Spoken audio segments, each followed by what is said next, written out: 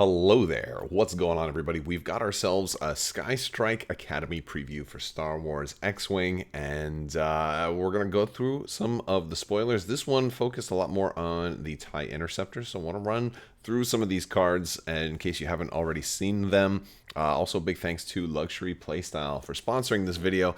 If you haven't already, check out these amazing tokens. They are the best tokens you're going to find. They're full metal, double-sided.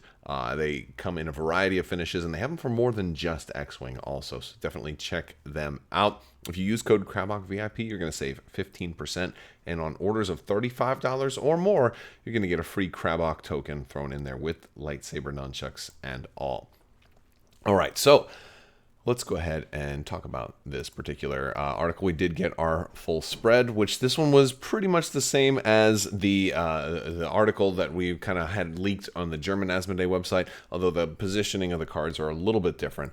I'm going to just kind of run through the pilots first and then some of the upgrades. We've got Gideon Hask, who's, again, from Inferno Squad. You've seen him in Battlefield 2, or Battlefront 2, rather, at Initiative 4 in the TIE Interceptor. He's got the while you perform an attack against a damaged defender, roll an additional attack die. This is really nice. Just getting extra dice on an attack die, on an attack 3 ship already is really nice. So you can get easily 5 dice on this guy if you're able to get up close and personal into somebody that's already damaged. This is a beautiful card. I really enjoy Gideon Hask there. We've got Commandant Goran. Also Initiative 4. After a friendly ship at range 0 to 3 with a lower initiative value than yours partially executes a maneuver, it may perform a red focus action. So this is really good for those bumping ships, or anything that goes wrong. I feel like this is actually probably a nice newer players interceptor too, like if for making mistakes, or just for bumping in general. It's also good when you want to try and get in front of somebody else to maybe you're going to bump them, or maybe you're just going to hope to stop them from going, or in case you happen to land on an asteroid or something like that. Well, granted, if you're going to complete the maneuver, but I like the ability to get that free action when you might have otherwise screwed up and not been able to do it. And focus is great. So I like that. I like that a lot. We got Nash Windrider. Nash is also, I believe, from the same book that Cyana Re is from, Lost Stars. I think that's where we get Nash Windrider from, and that's looks like that's taking place in the Battle of Jakku there, which is pretty cool. Alderaanian Zealot. So, Initiative 2, and he has a charge. This is so cool, too. During the engagement phase, after a friendly small ship at range 0 to 3 is destroyed, if that ship has not engaged this phase, you may spend a charge. If you do, that ship engages at the current initiative, at whatever the current one is. So this, this reminds me of how many of you guys are old X-Wing 1.0 players that remember the Interceptor Fell's Wrath. It looks like this was inspired kind of like by Fell's Wrath, and Fell's Wrath was like an intercept that said, even if you're blown up, you still get to engage. But he was in low enough initiative value, like it wasn't that great of a pilot, and it became kind of a punchline for a while. And this one kind of reminds me of that. The spirit of that card, but improving the ability to make it more useful, because this can be a friendly ship. So this can be yourself, because it doesn't say another friendly ship. So he can do it for himself, but he can also extend that ability to somebody else, and this can happen once per turn. So I really like the ability. I think this is a good interceptor. I don't know if how more expensive he'll be than a regular interceptor. He's a lower initiative value, but again, that factors into other things, because maybe you can use him as a blocker. And make sure that somebody does get to shoot, especially with interceptors that can be destroyed very easily, but have a nice attack to them. You can guarantee that even that Initiative 6 ace blew up your interceptor still gets to shoot, and at the current initiative value. So if they're currently on 6, then all of a sudden your 1 gets to go at 6, right? So that's pretty cool.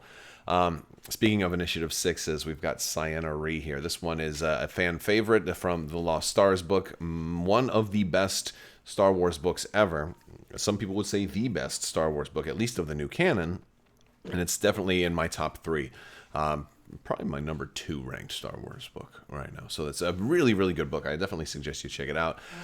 This one is cool because Cyana is kind of a little to story behind this. Brooks Pfluger-Levitt had kind of written a little bit about this, and so it was really good to see Brooks talking X-Wing again.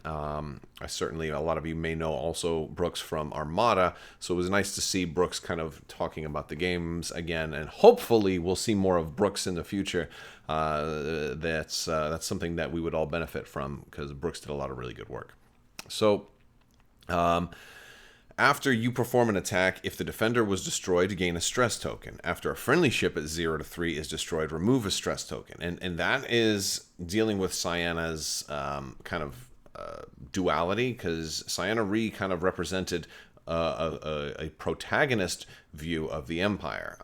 They wanted to give some duality of why a good person might join the Empire. And she still had guilt. She didn't want to kill rebels, but then when they would do attacks against the Empire, she kind of viewed them as terrorists and stuff like that. So, so she's got a drawback, and I wonder how that's going to impact her actual point cost as well.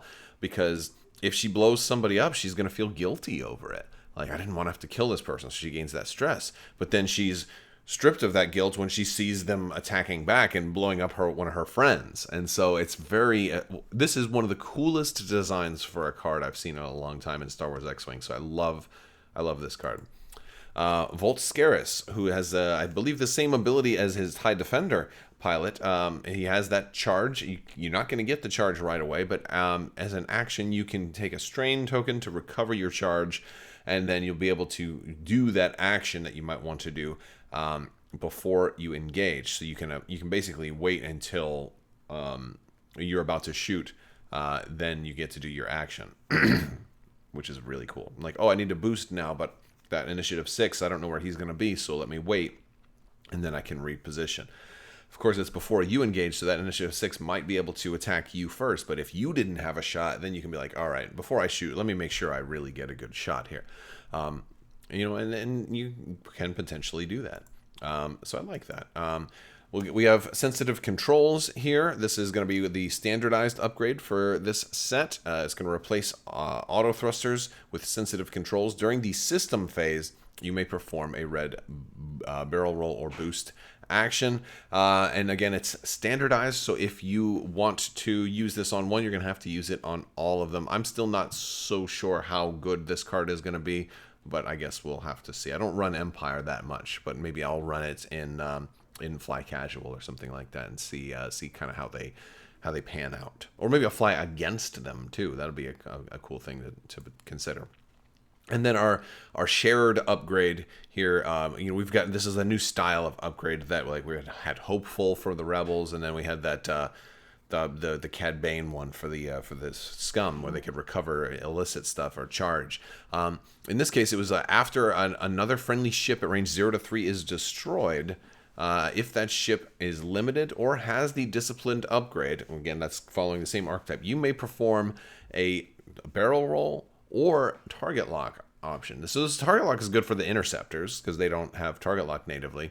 And then barrel roll, like this can go, there's no restriction here. So you can have huge ships or large, well, not huge ships. I don't think huge ships can ever barrel roll, but they don't usually take talents either. But this, you can have a large or medium ship barrel. You can have a decimator barrel roll. You can have a lambda shuttle barrel roll, or just a ship that just doesn't have barrel roll. So I like that. It's not a red barrel roll action. It's not a barrel roll if you have it on your action bar. So I think the free barrel rolling stuff is going to be a fun way to kind of reposition. Again, doing actions during the engagement step or during the combat phase is always cool, and this is letting you do that. So I like that. And then of course we get some of our new epic play things that all of these packs seem to be bringing new fun ways to approach epic play.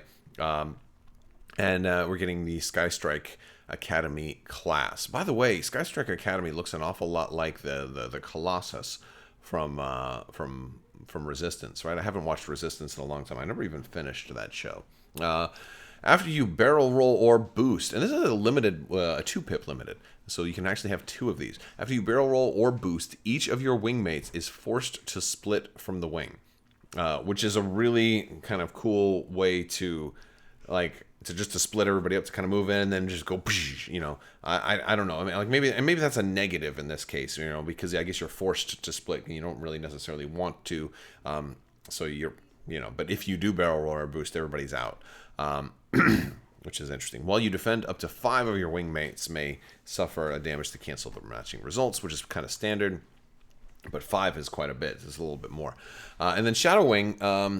This one is your wingmates can perform boosts or barrel roll actions. If they do, they voluntarily split from the wing. And of course, this one has got the up to 2 of your wingmates may suffer the damage. So Shadow Wing, by the way, is from the Alphabet Squadron books, which is really cool. That they're doing a lot more of the new canon stuff and incorporating that. The Alphabet Squadron is probably going to have a lot more stuff to show up in Star Wars X-Wing. I wouldn't be surprised if they announced that during the big March mini stravaganza that is coming, the March 18th through 20th. I will be covering all of that stuff too, so make sure you stick around for that. There's also a lot more links in the video description below. Check those, join the Discord, talk with us, check out my website, and you can check out Patreon and the merch store, and also all social media. All links to that stuff are down there. All right, guys, I want to thank you all so much for hanging out with me today. Big thanks to my patrons. You guys are amazing and help make this all possible, so thank you for your continued support. I will talk to you soon. Thank you so much, and as always, have a great day.